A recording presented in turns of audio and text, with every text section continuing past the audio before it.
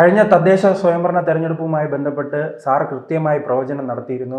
Thiruvananthapuram corporation BJPക്ക് കിട്ടില്ല. ഇപ്പോൾ നിലവിൽ 50 സീറ്റോടുകൂടി തന്നെ BJPക്ക് കിട്ടിയിരിക്കുന്നു.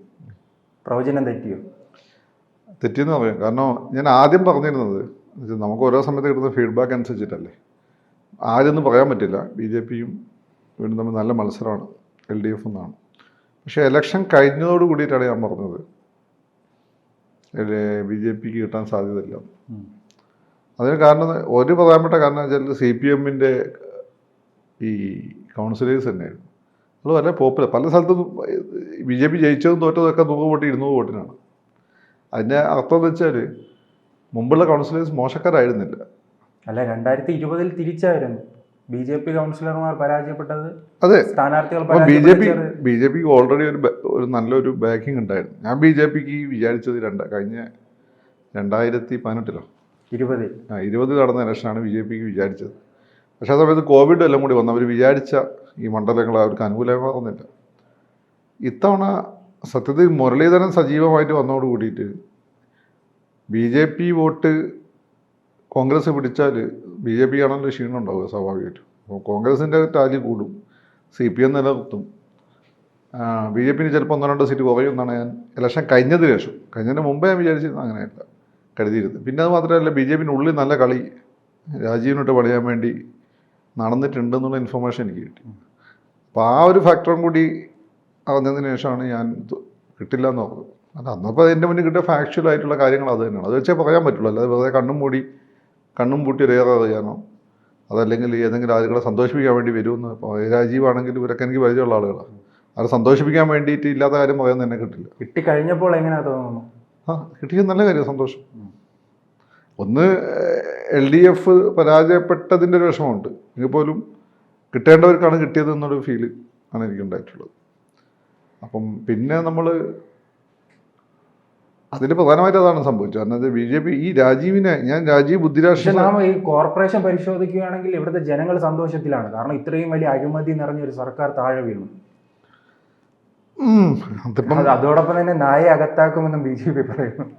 അഴിമതി എത്രയാണെന്ന് നടന്നതെന്ന് എനിക്കറിയില്ല. അതിനെപ്പറ്റി കൂടുതൽ എന്തെങ്കിലും കേസൊക്കെ തെളിയിക്കപ്പെടില്ലല്ലോ. അതുപോലെ തെരുവുനായ ശല്യത്തെ കുറിച്ച് അവർ പലതവണ പറഞ്ഞിട്ടുണ്ട്. തെരുവുനായ നോക്കട്ടെ, BJP എന്ത് ചെയ്യുമെന്ന് നോക്കട്ടെ. അതൊരു നാഷണൽ ഇഷ്യൂ ആണ്, മേനകാന്തിയുടെ നിയമം. അപ്പോൾ അതാണ് അതിൻ്റെ ഒരു കാര്യം. അപ്പം BJP സംബന്ധിച്ച് ഞാൻ ഈ രാജീവ് ഒരു ബുദ്ധിരാക്ഷസനാണെന്ന് ഞാനാണ് ആദ്യം പറഞ്ഞുകൊണ്ടിരുന്നത്. ഇപ്പം പല ഏറ്റവും പറയുന്നുണ്ട്.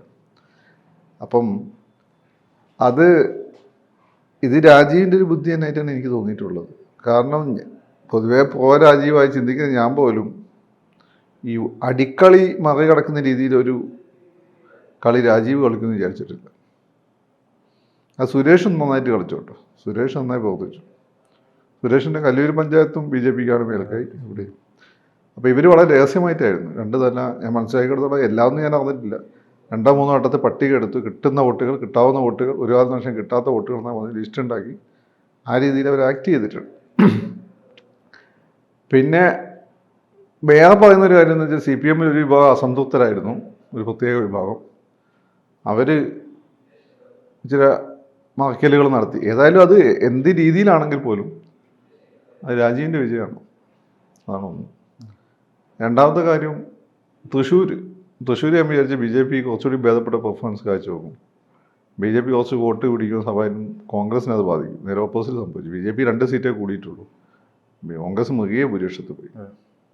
അത് സംഭവിച്ചു.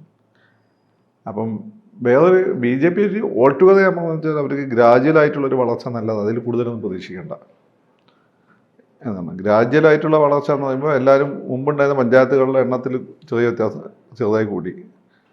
അതുപോലെ തന്നെ ഇതിൻ്റെ മറ്റേ ജില്ലാ പഞ്ചായത്ത്, അതുപോലെ തന്നെ ഇതിലൊക്കെ തന്നെ കുറച്ച് മുനിസിപ്പാലിറ്റീസ് 2-4 അങ്ങനെ ഒരു വളർച്ചയാണുള്ളത്. പിന്നെ സോഫാൻ്റെ കയ്യിൽ പേഴ്സൻറ്റേജ് കിട്ടിയിട്ടില്ല വോട്ടിൻ്റെ.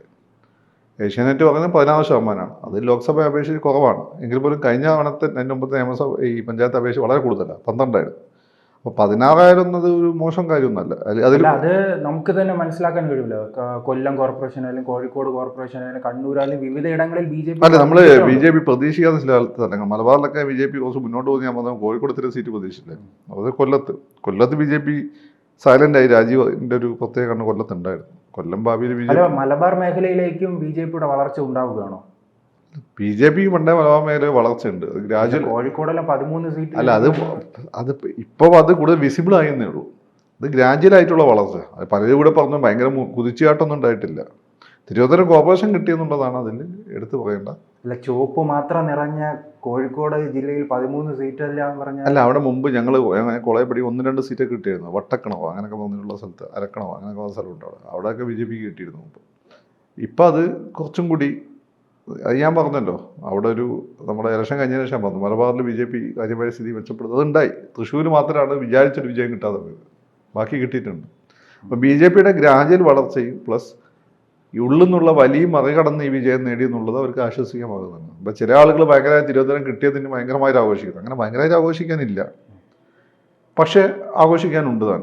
കാരണം അത് കഴിഞ്ഞ ഒരു 10 വർഷത്തെ നിരന്തരമായ പ്രവർത്തനം പ്ലസ് അതിശക്തമായിട്ടുള്ള ഇന്നർ പൊളിറ്റിക്സിനെ മറികടന്നുകൊണ്ടാണ് നേടിയിട്ടുള്ളത്. അല്ല, അത് കോൺഗ്രസിന്റെ വോട്ടുകൾ കോൺഗ്രസിലേക്ക് തന്നെ വന്നത് ഒരു വിജയത്തിന്. അത് കോൺഗ്രസിന്റെ വോട്ടുകൾ കോൺഗ്രസിലേക്ക് വന്നത് ഒരു കാരണമായി.